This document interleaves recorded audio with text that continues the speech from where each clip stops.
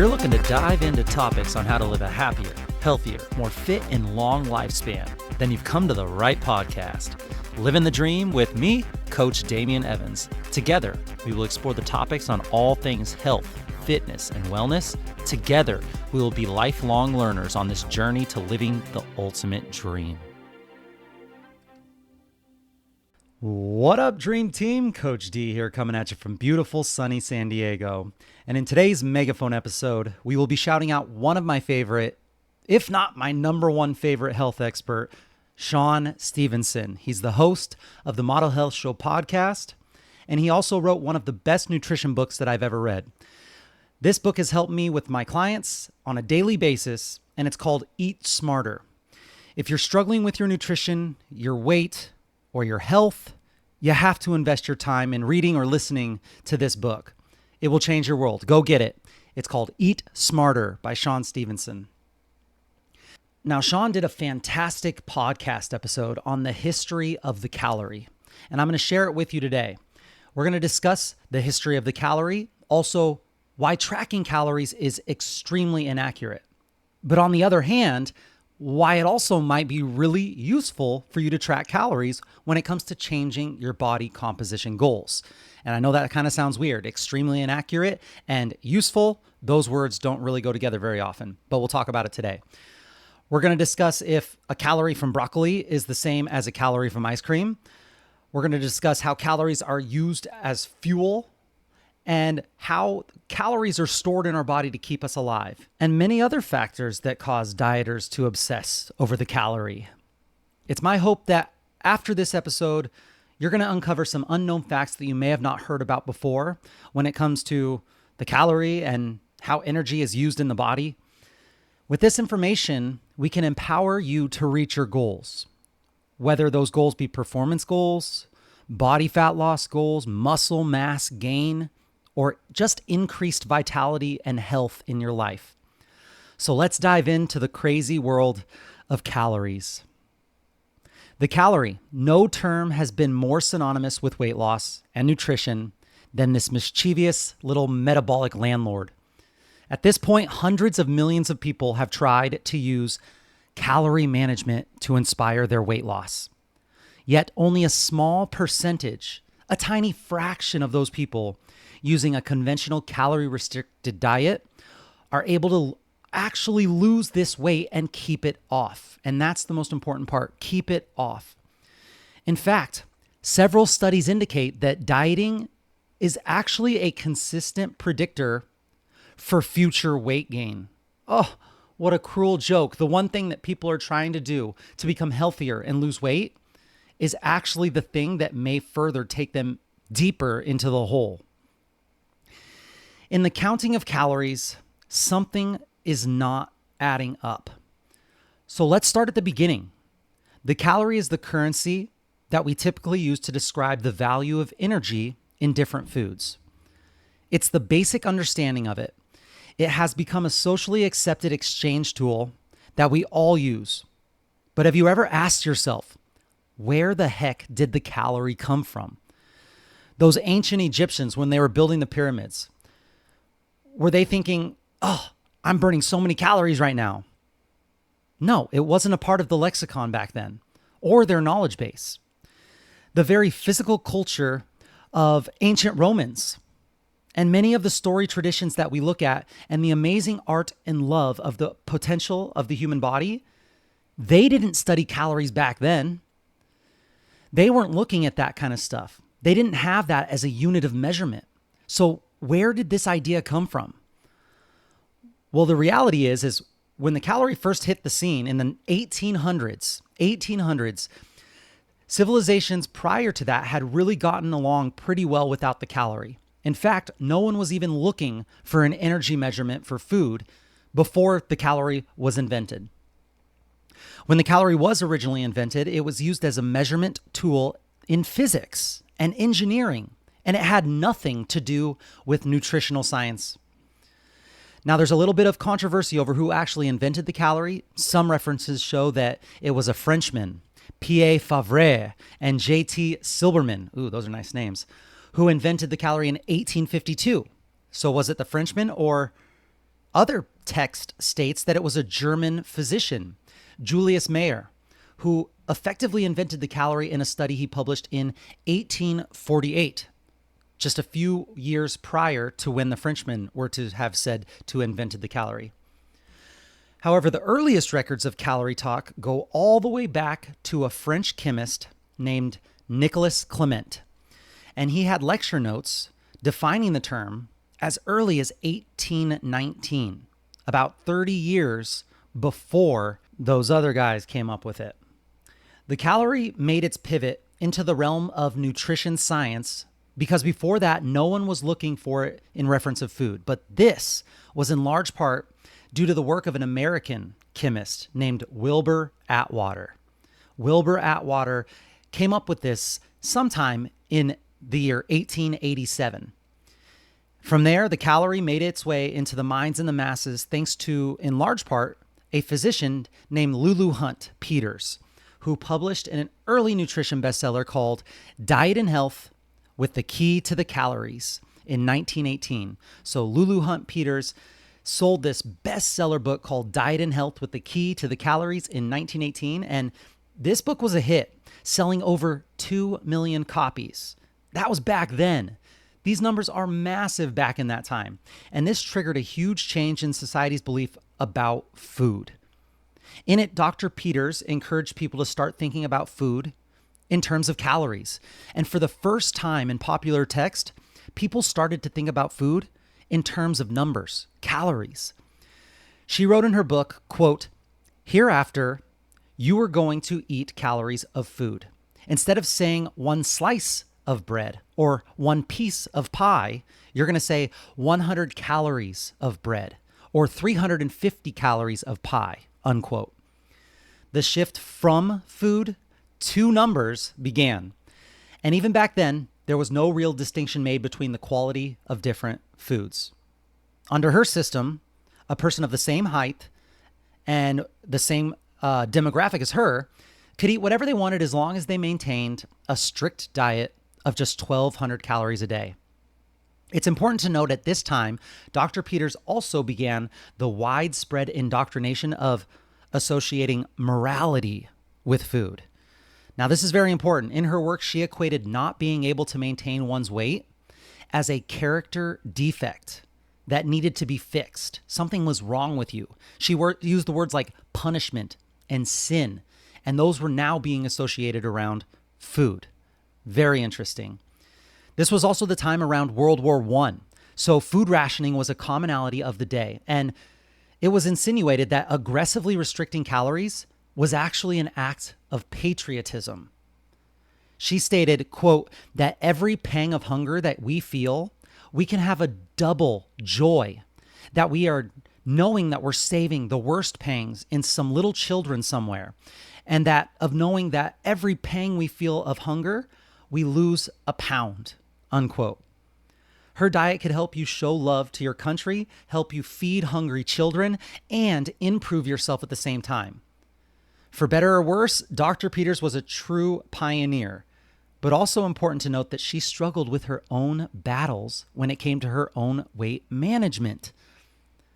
Now, this is coming directly from Shawn Stevenson's book, Eat Smarter, and we're really diving in and breaking down the various paradigms surrounding food and how it affects our metabolism. And some of the conversation that simply is not being had because at this point here in the United States, we have over 200 million people who are either overweight or obese. Over 200 million people. And after the quarantine and the pandemic, that number is only getting larger. Millions upon millions of people every single year go into a calorie-restricted program, a diet, to try to lose weight. And there is value in monitoring and paying attention to your calories, but the story is so much bigger. The history of the calorie itself is so much bigger and complex. And as you're going to discover today, there are so many different aspects of your metabolism that influences what your body actually does with this calorie that you consume. So we're going to go a little bit deeper and talk about one of the sections in Eat Smarter titled Burning Stuff for Energy. So the calorie, we have this commonly accepted unit for measuring food, and it's called the calorie. But have you ever stopped to actually think about how accurate this really is, this number that you put on this food? How accurate are the food labels that are telling you how many calories are in this food? Now, in scientific terms, a calorie is just a unit of measurement, a unit of energy. Just like a meter is a unit of distance, 1 calorie is the amount of energy you need to heat 1 gram of water up 1 degree Celsius. So to measure the amount of calories in food, manufacturers, they would stick this piece of food into something called a bomb calorimeter. And this is the process that involves placing the food source in a sealed container and then placing that into another container that's filled with water. They would then burn the food with electrical energy until it is completely incinerated. And after that, they would measure the water temperature to see how many degrees was raised, and then they could calculate how many calories was applied to make that amount of temperature raise happen.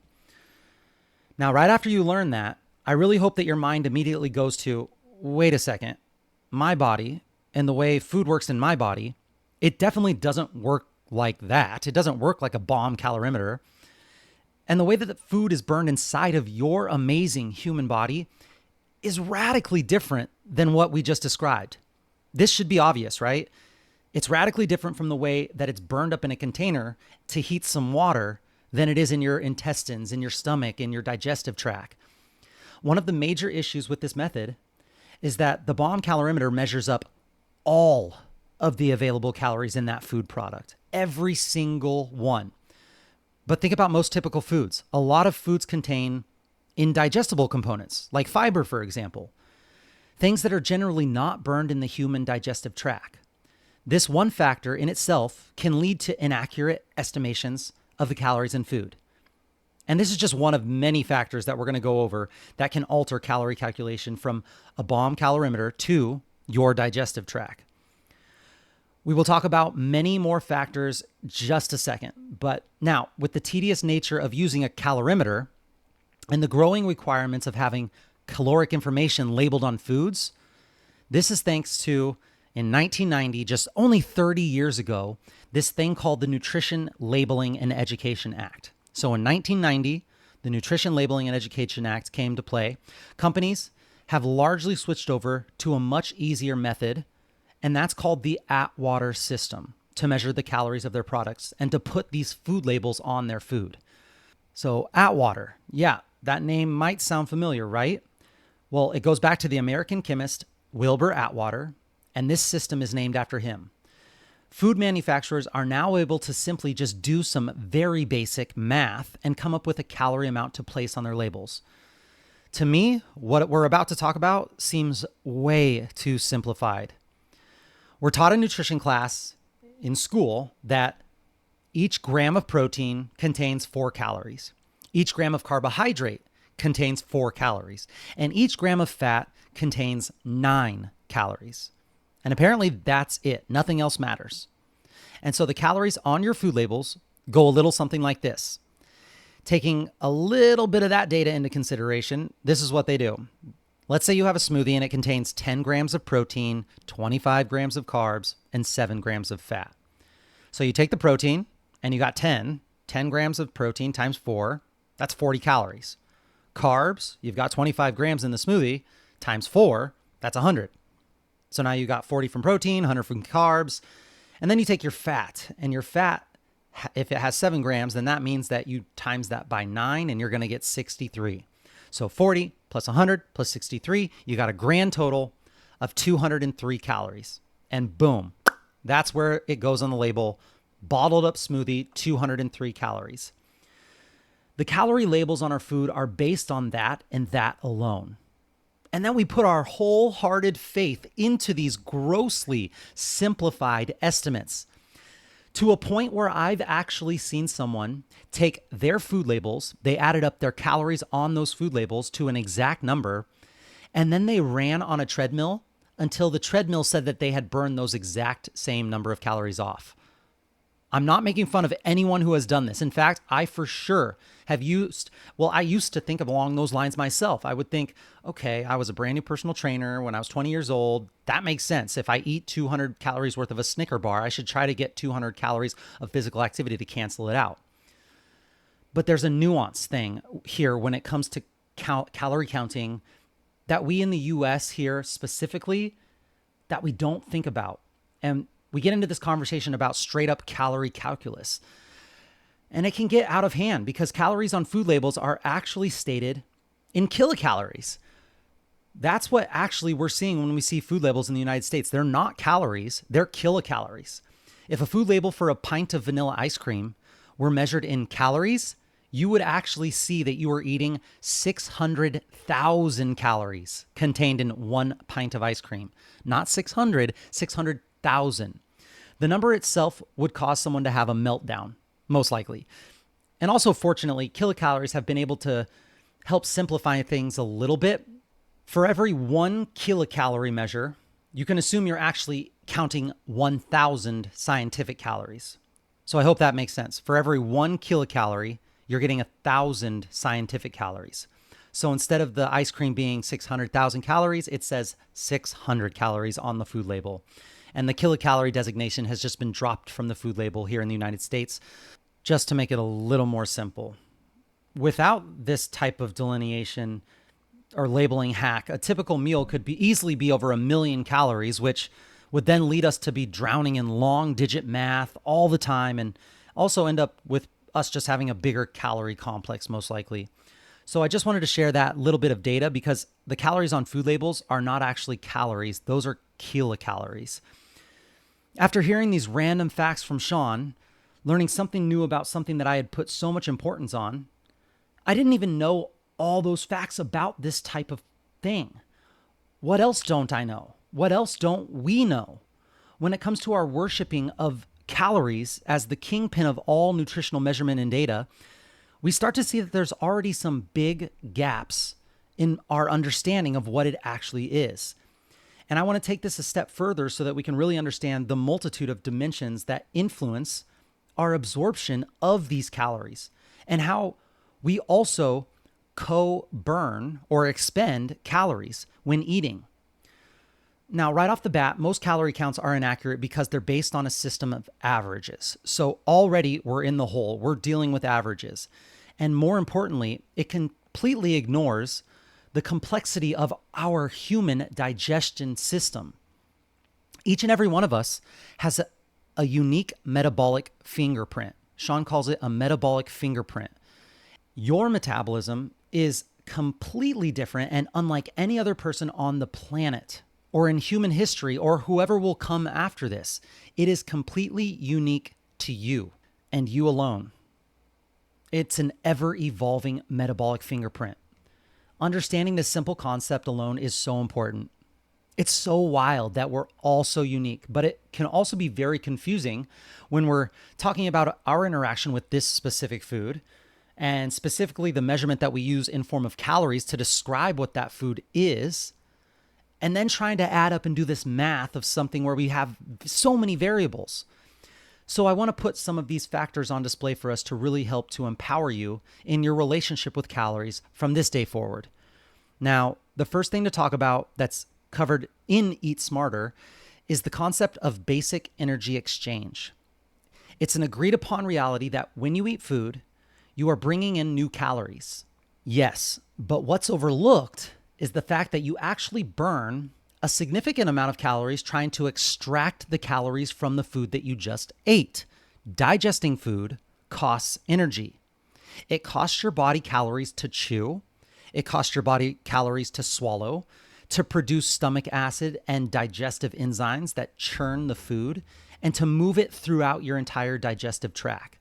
It costs energy to mobilize the cells in your small intestine, to kick in the gear and to snatch the nutrients from the food, to move the nutrients to their required places throughout your entire body, and to ship out all of the metabolic waste products that come from eating the food. And these are just a small number of things. It's insane the amount of things that cost energy to extract the energy. The human metabolism is is as complex as our brains, as our universe. Are you trying to wrap your head around this? Because I know I am. I'm going to tell you something that's a little bit embarrassing, but when I sit alone at the beach at night watching sunset, this is like one of the main things that I think about. I try to just wrap my head around the metabolism. I look at my stomach and I just try to picture what's really going on in there. How many infinite factors separate my metabolism from yours? Is mine working correctly? Is it doing the things that it's supposed to be doing? Am I helping it do what it needs to do? Yes, I'm weird. I know that, but we're all weird in our own ways. The thing is that it's just not as simple as what's on the label. I wish it was that easy. The type of food you're eating itself will also determine the net gain in calories that you end up with, more than just about anything. Again, some of these principles were taught to me in college courses back like over a decade ago, but think about this. Here's a quick tangent. They say it takes about 17 years to get from groundbreaking science into the textbooks and into the minds of those in classes in the universities.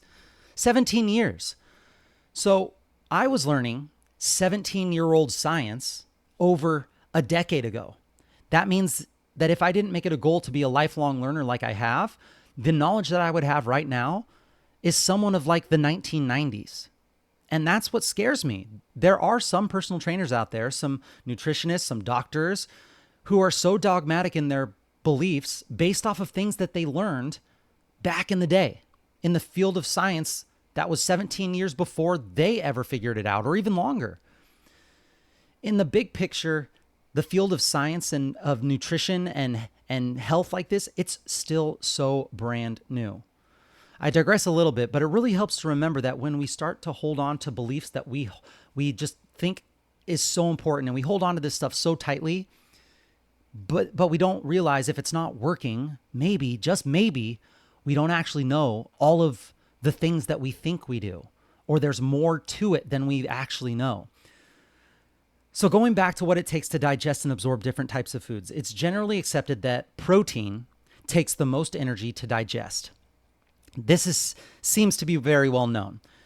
Now, if this is true, then most people really don't understand how powerful protein is. Again, it's generally accepted that protein takes the most energy to digest, with approximately 20 to 30% of the total calories in protein that you eat going into digesting it. 20 to 30%.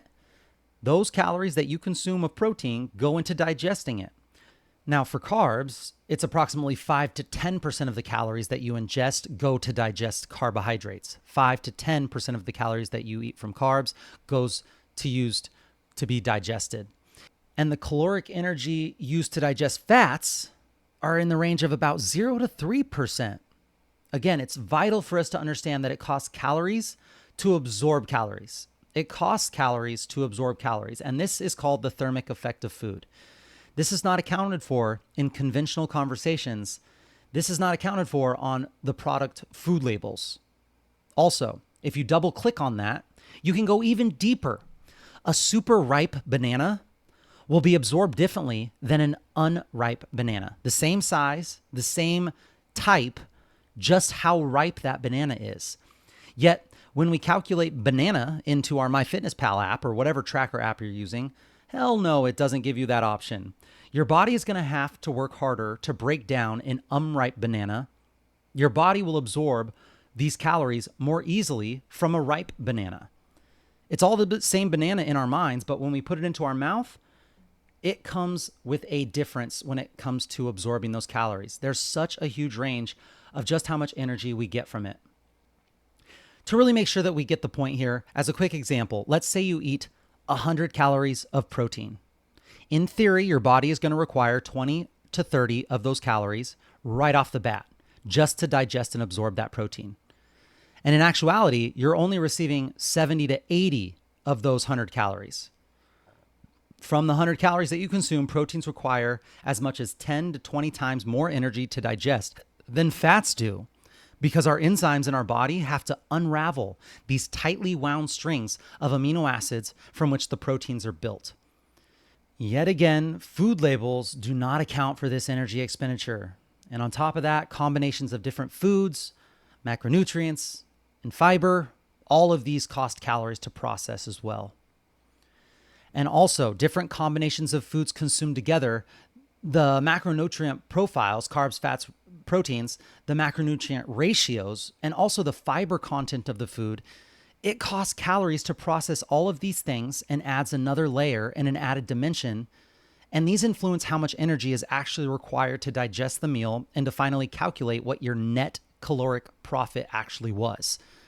Even with the unthinkable complexity of what we just talked about, this is still just taking a bird's eye view of this calorie conversation.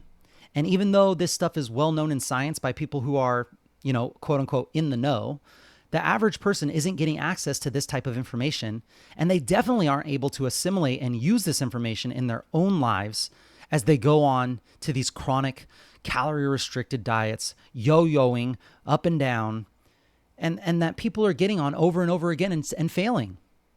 And the net result is that we end up gaining more weight in the long term right back. We're doing the best that we can. We have the right mindset. We give the effort. We bust our butts to chase these goals, but we're doing it with only a fraction of the information needed. Repeating from earlier, the greatest predictors of whether or not you're going to gain weight is if you go on a calorie-restricted diet or not. If you go on a calorie-restricted diet, the data says you're going to gain weight back. Do you understand that? There's something missing here. This calorie counting is not adding up. And it's not that it doesn't matter.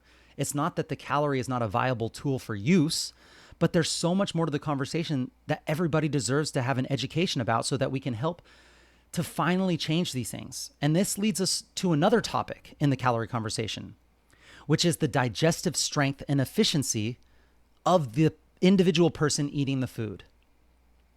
So digestive enzymes in your mouth, stomach, and intestines are all required to break down complex food molecules into simple structures like amino acids from protein and fatty acids from fat. These things travel through the bloodstream to all of your tissues. Now, if your enzyme production is inefficient, whether you're making too little or too much, this will inherently influence how many nutrients and calories you're actually able to absorb from your food. For example, if you take two completely different people who one produces lactase, the enzyme needed to break down milk sugar, and one who doesn't produce lactase, and then you give them each a bowl of ice cream, well, one of them is going to be able to extract the energy from it, while the other one is probably already sprinting to the nearest bathroom, unsure if they have to pass gas or if it's something more terrifying. And just because you're not digesting more of the nutrients and calories from your food, that doesn't necessarily mean that it's a good thing. Weak digestive firepower can clearly disturb your health along with the noses of people around you. We want to encourage strong, robust digestion and other factors when it comes to your stomach acid production. Your stomach acid is critical in breaking down your food into more digestible components, but it also aids in the absorption of things critical for your metabolism, like B12 and magnesium. Your stomach acid just doesn't really get respect when we're talking about conventional calorie discussions. Your stomach acid plays a role in digestion. How many calories and nutrients you're going to absorb is dictated a lot by your stomach acid, but we never talk about it. Just a little sidebar here. One of the big epidemics that we're seeing in our culture is skyrocketing rates of indigestion, of heartburn, the inability to produce or the overproduction of stomach acids. Oftentimes, it's the inability to produce that is then causing this kind of rebound effect of indigestion. So a really devolved situation where people are not producing adequate stomach acid, that's a problem. And this is another potential underlying player in why diets are so hard and why diets are so difficult. It's the inability to properly digest the food that we're eating. Regardless of the calories that are on the package, that we can't see what's happening with that stomach acid. And so how is that labeling on the food package going to have any accuracy at all without these kind of variables being at least considered? And if our health leaders and our experts and our physicians aren't talking about these type of things in relationship to the people who are trying to lose weight, then they're doing them a disservice. One thing that I've been trying to research, and I haven't found a ton of information on, is how fast you eat your food, and how well you chew your food. Yes, we've given advice on this very podcast to chew your food well as a nutrition tip. Yes, we've said to slow down, but ponder this with me for a second. When do you think digestion starts? When it's in the stomach, when the food is in the mouth, when it's in the intestines? When does digestion start? It's been proven that your body starts prepping for digestion even earlier than any of those things. As soon as you even smell the food, as soon as you begin to think about eating that food, your body is releasing enzymes and these things to help break down and digest the food. That's insanity to me.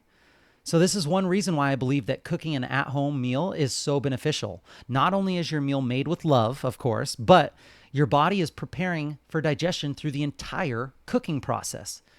If it takes 15 minutes, 30 minutes, 45 minutes to cook, the entire time your body is revving up and smelling the ingredients and getting ready to digest that particular types of food. Now, on the flip side, if you get a fast food burger, you're not quite sure what the ingredients are, you're new to the smells. Does your body digest that as the same way as if it was a cooked burger yourself? Is it just splitting hairs? I'm literally asking. I don't know the answer, but in my mind, it has to have some kind of effect, right? Some kind of difference. What about if you chew the burger 100 times before swallowing? What if you eat like me and only chew 3 times before swallowing? The larger pieces are going to take more energy to break down by your body. They're going to require longer time to be broken down and absorbed through all the nutrients that it has. Will it have an effect if you get all the nutrients if you have 100 chews versus 3 chews, or will eventually it all get broken down just the same? It's just going to take longer. All I'm saying is these are endless variables that I have really rarely ever considered when I'm counting my calories. And this is coming from a health and fitness nerd who lives and breathes this stuff. Now, if you know more about this topic, about eating and chewing and that kind of stuff than I do, then, or you know which expert that I can learn from, please let me know. I'd love to learn. Let's go back and we're going to dive a little bit deeper now and talk about the paradigm of calories being the king, and the type of food definitely matters. It matters more than just about anything, but some foods right off the bat are simply more digestible than others. And some foods are more giving of other calories than others. Take this very recent study that was highlighted in Shawn's book, Eat Smarter, and this was published in the Journal of Food and Nutrition Research. They set out to find the difference in calories absorbed between a meal of, quote, whole foods versus a meal of, quote, processed foods. They contain the exact same number of calories, just one meal was considered whole foods, the other was processed. The researchers gave healthy test subjects these 2 different sandwiches, either a multi-grain bread and cheddar cheese, this was deemed to be whole food, or white bread and processed cheese product, considered to be the processed food. Neither meal is really that great in my opinion, but they deemed them to be different enough for one to be processed and one to be whole. So 2 different sandwiches. The results that they saw in this study were shocking. At the end of the study, they found that eating the processed food sandwich led to a 50% reduction in calorie burn after the meal was consumed.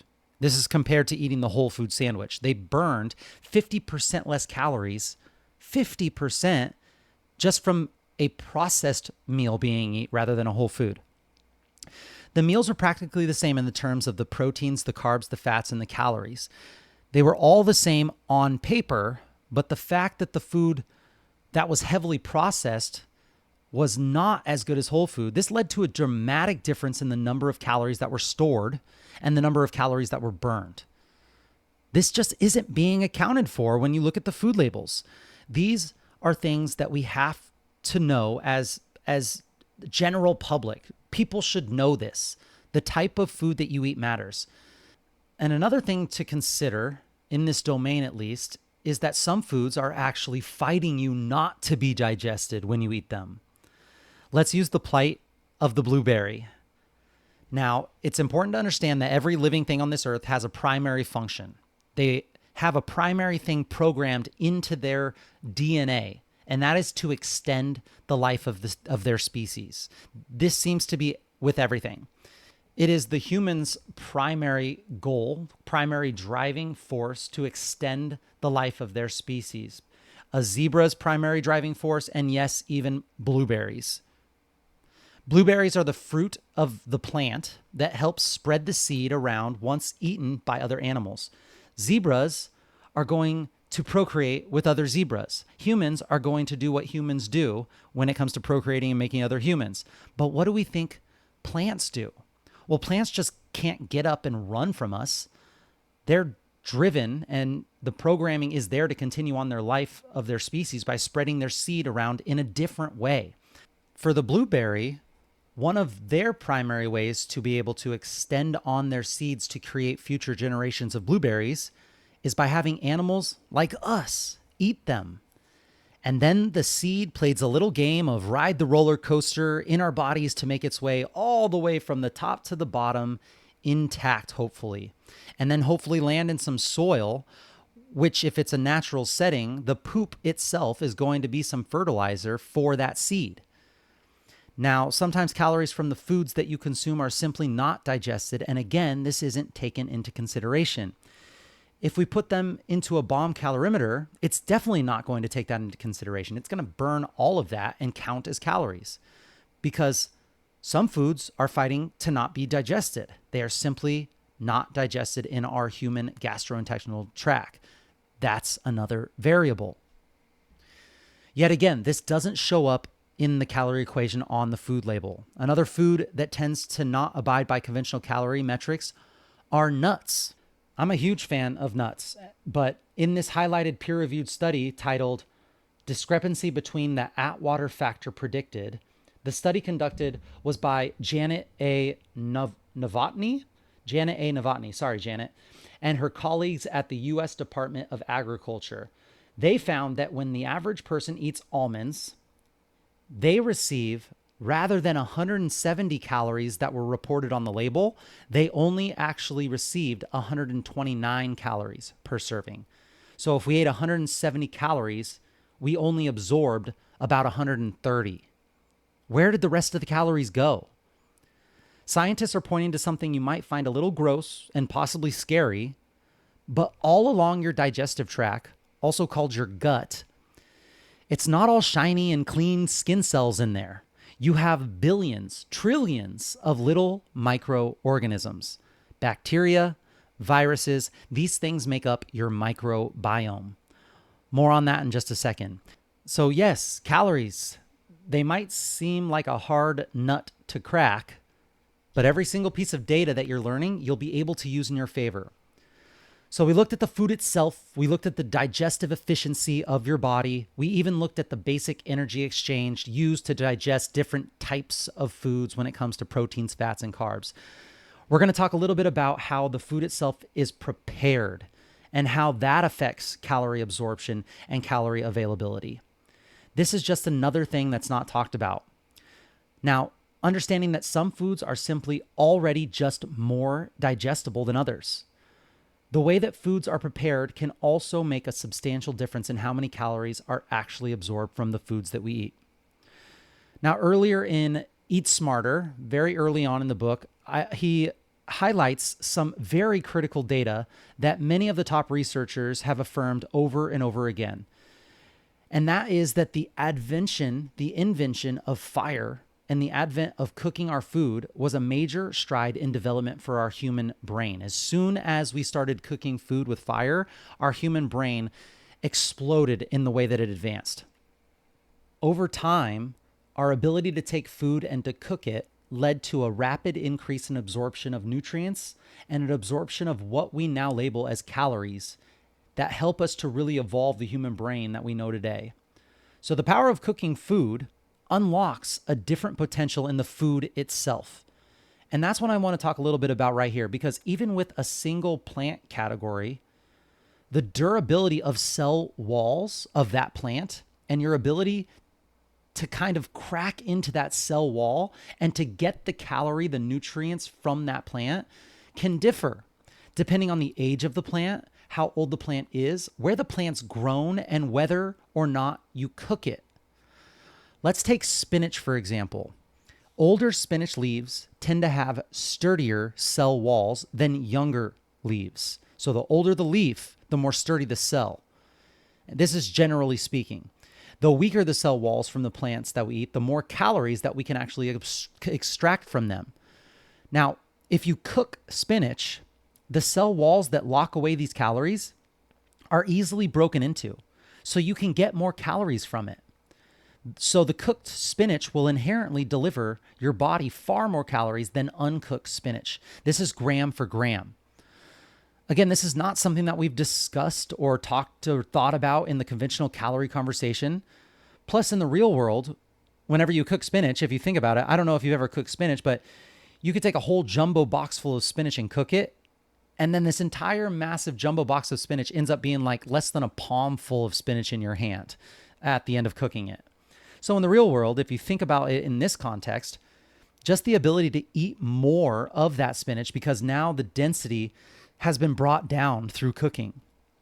Cooking the spinach leads to the number one increased ability to absorb calories from the spinach itself. And also the sheer volume that you can eat when it's cooked begins to go up. Are we saying that cooked spinach versus raw spinach is more ideal? No, it's just knowing the difference. And you have to adjust with the science of knowing that if you cook it, you get to absorb more from it. Researchers at the Department of Human Evolutionary Biology at Harvard University affirm that the process of cooking starch-rich foods, and even meat, substantially increases the caloric density that's gained when you eat those foods. So now you know whether you're baking it, microwaving it, flame grilling it, broiling it, boiling it, or flambeing it. When you cook your food, it brings out a change in its structure, a change in its chemistry, and a change in its caloric availability that goes undiscussed oftentimes in the calorie conversations. And this is just still scratching the surface. We've taken this term calorie and we've made it the governing force over so many things, when in reality, there are so many other things that determine the governing force of the calorie itself. And one of those is how calories are influenced by the makeup of your microbiome. So let's dive into the microbiome. A fascinating recent study published in the peer-reviewed journal Cell revealed that the presence of a specific type of gut bacteria in mice actually block their intestines from absorbing as many calories from the food that they ate. This bacteria blocked their intestines from absorbing calories. Now, you couple that with recent human studies, including data that was conducted by researchers at Weizmann Institute of Science. They confirmed that there are a specific gut bacteria that are more prevalent in people who are overweight and obese. So overweight and obese people have more of this specific gut bacteria. And the big kicker is that by transplanting these human, what they call fat bacteria, into healthy mice, caused the mice to gain weight. It increased their blood sugar and it increased higher levels of body fat in mice by transplanting this bacteria that's in overweight and obese people into mice. That is insanity. Simply by changing their gut bacteria, they were able to do this. Now, we know that the microbiome has a massive impact on our overall health. And just being an emerging field in science and discussion right now, but the connection to our metabolism has not been highlighted enough when it comes to our microbiome and our metabolism. But it is blowing up right now. I'm not going to lie. This is all I hear about on all the podcasts. We're going to have so much more data and research just a decade from now. I'm really excited to watch it live time and see how it evolves.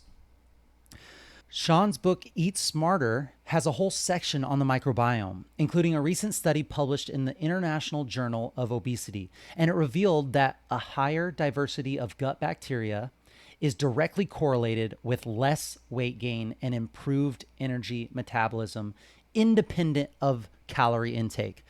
That is crazy.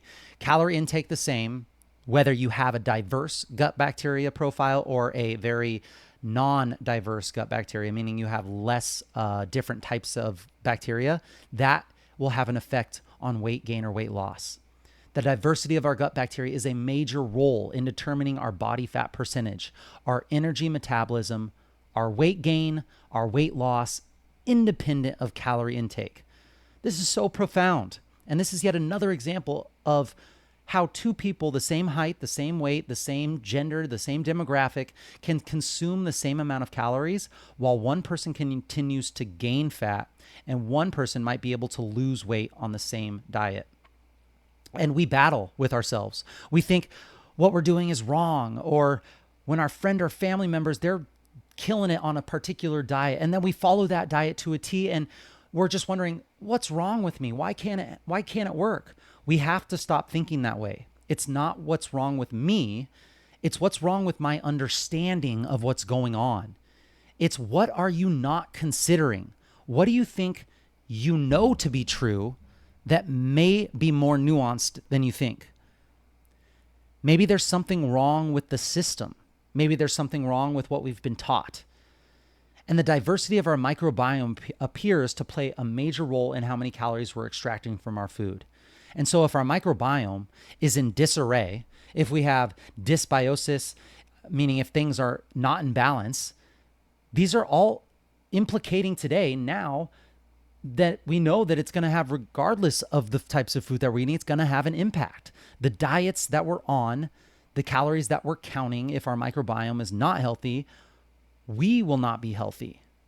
And it's also being discovered that certain bacteria are much more apt to absorb specific macronutrients, such as carbohydrates and sugar from the calories in our food, than other bacteria. There are certain bacteria that are prevalent in our culture that are called fat bacteria that love sugar. They just love it. They love it, and apparently they make you crave it so that you consume more of it and get it into your system. This is just like the example of the whole food sandwich versus the processed food sandwich. There's so much more going into what we think. Now, it's estimated that every one of us has about 2 pounds of microbes that are living in our gut. 2 pounds. If we go by the sheer number of cells, we are more bacteria than we are human. Whoa. Now, this isn't something to be freaked out about. It's a symbiotic relationship. Well, it's supposed to be a symbiotic relationship, but we also have opportunistic bacteria and viruses as well. These are bacteria and viruses that are not great for our health, but usually we have a strong, robust immune system and we feed our good bacteria. So these harmful bacteria and viruses, they'd never get to a point where they are big enough or strong enough to harm our health. It's about understanding that this symbiotic relationship is beautiful when things are in balance, but when things get out of balance, all bets can be off. Just more to come on the microbiome. I'm excited for it. Next, we've touched on this before on previous episodes, but research published recently in the Annals of Internal Medicine, which is a very prestigious journal, they established that your sleep, namely your sleep quality, has a major impact on what your metabolism is doing and the energy expenditure of your calories. The beautiful part about this study was that it was a ward study. This was an inpatient ward study. So that means that they're providing all the food to the participants. They're inside this ward, metabolic ward. They're measuring everything. They're monitoring everything. This isn't just a made up thing where, here's the goal, guys. Go ahead and try this, and then we'll do a little report back later. No, this is giving us very factual data. So this was taking 2 different groups of overweight individuals, and they put them on a calorie-restricted diet for 14 days. One group clocked 8.5 hours of sleep a night, which is a nice amount of sleep, while the other group was sleep deprived. The sleep deprived group only allowed themselves to get 5.5 hours of sleep per night. So we got 8.5 hours and we got 5.5 hours. Again, both groups ate roughly 1,450 calories a day. Both were in a calorie deficit, and both groups had their food monitored. It was the same diet.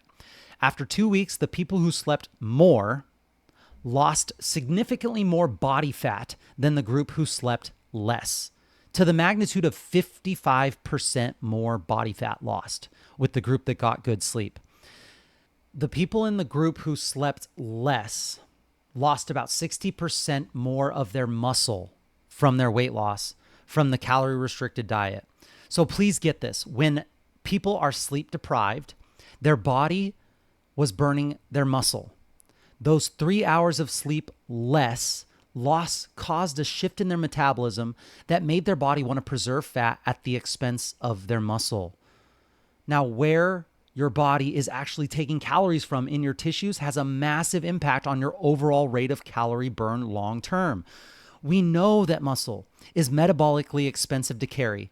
It burns a lot of calories to have muscle.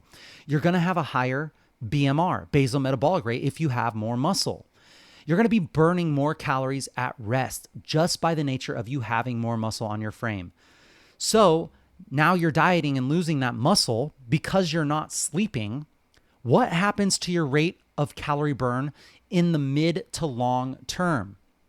I really hope you're picking up what I'm putting down here. I really hope you're getting this. People who are on these calorie restricted diets without paying attention to how much your sleep influences how much your body burns calories.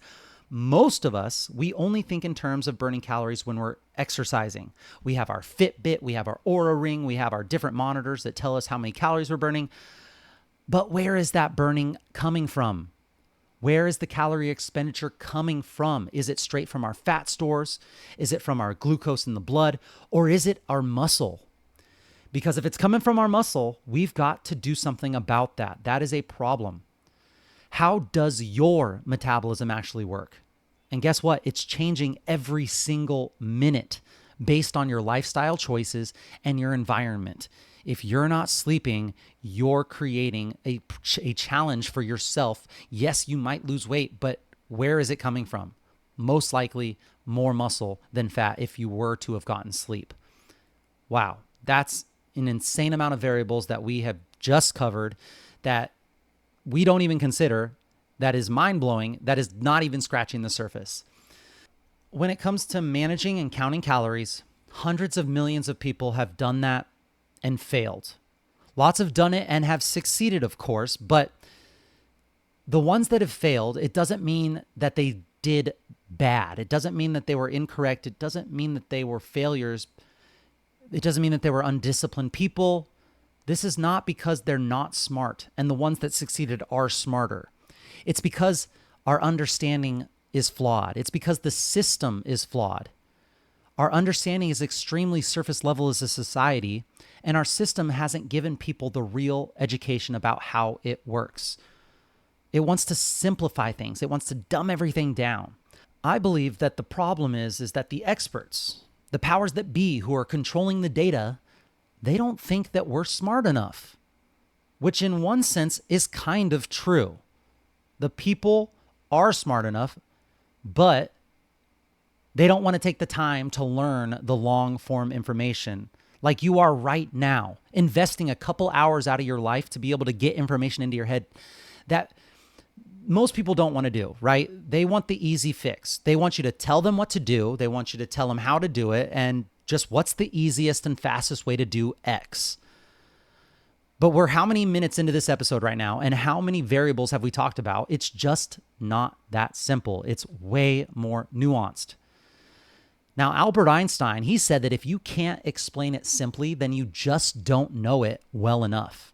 And until we can explain this extremely complex subject simply to the average person, it just shows that we as experts, we still don't know enough about this topic. One day we'll be able to take the complexity all out of it and make it make sense to the average person that doesn't even care about health or fitness. But for now, the way that we can change this entire thing is to arm ourselves, is to arm yourself and educate yourself with as much information as possible to help you make the decisions that need to be made on a day-to-day basis, depending on you and your goals. Please, I really want everyone to get this today. The calorie paradigm is just not enough. It's understanding how our organs are incredible, dynamic systems, and the tissues in our cells in our body, how all of this works together in regulating our rate of energy expenditure. It's regulating our ability to absorb calories and to use calories. There's just levels to this stuff. There are epi influences, epi meaning above the caloric control, that are determining the energy used within our bodies. This is all information that we can use to help us and uplift and support our goals, whatever those may be. So I hope that today really helped to layer and highlight many pieces of the equation that are not talked about. Did we cover all the variables? You already know the answer to that. Not even close. We didn't even touch on how men and women tend to absorb and burn calories differently.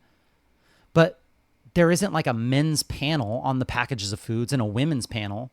But of course, yes, men and women's hormones are all very different. The way that our bodies are designed and functioned are all very different. There's a different brain activity because, of course, brains determine what our bodies do with the calories when we consume them. The list of variables goes on and on. Definitely check out the book Eat Smarter by Shawn Stevenson. It's going to let you really dive deep into what we touched on today, plus many other variables. And Shawn's the GOAT. He's fun, he's entertaining, he's educating, and he's in it for the right reasons. What we've done prior to this has not worked for the most part. And now we're starting to understand just some of the things that are really regulating things behind the scenes. Other variables that we didn't touch on today that could have an effect could be your age, your body fat percentage, your percentage of brown adipose tissue versus your white adipose tissue, the response of your immune system to different foods that affect your rate of calorie burn, your levels of inflammation and hydration that affect your rate of calorie burn. And what's beautiful about all of these variables is that there are becoming solutions to these things. There are peer-reviewed evidence scientific studies that have highlighted some of these variables, and there are some strategies in the book Eat Smarter that talk about some of these things. So shout out to Shawn and all that he has done and his team over at the Model Health Show. This is just episode 1 on calories, the history and why counting is extremely inaccurate. Next week, we're going to talk about the exact opposite, why tracking your calories can be useful. So stay tuned for that. Yes, counting calories is extremely inaccurate, but why tracking can be so useful, we are going to touch on that next week. So be ready for that. And that's it, my friends, for this week's Megaphone episode. Each week, we're going to focus on sharing information that will help you with your health and fitness and wellness journey. Share the knowledge that you gained with your friends and family and hold each other accountable. If you enjoyed this content, it helps a ton if you could post on your social media stories a screenshot of this episode and include one takeaway, one thing that you learned, and make sure that you tag me and share your journey. Tag me at Livin the Dream _podcast or at Coach Damien _SD and let us know how this episode benefited you. Let's get more people on this lifelong learner train and join the Livin the Dream team. Message us if you have any suggestions or tips that will help your team that we can discuss on future episodes. I will be right here with you working on making us stronger, happier, and healthier humans. Until next time, friends, keep living the dream.